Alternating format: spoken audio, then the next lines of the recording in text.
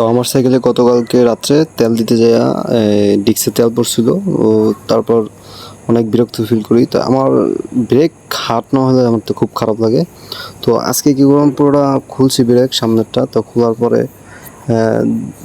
দেখতে পারতেছেন পুরো কালি দিয়ে ভরে গেছে, পুরো তেল দিয়ে মাখামুখি হয়ে গেছে গা। ব্রেক পিটগুলো দেখেন কি অবস্থা হয়েছে। তো এখন আমি প্লেটটাও মোটামুটি মানে ক্ষয় হয়েছে, এই প্লেটটা চেঞ্জ করা লাগবে।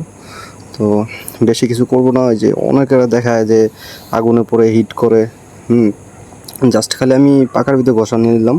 তেলটা সাপোজ থাকলে ওইটা জায়গা এটা চালাতে চালাতে আপনি ঠিক হয়ে যাবে। পরে দিয়ে আস্তে আস্তে হার্ট ধরতে শুরু করবে।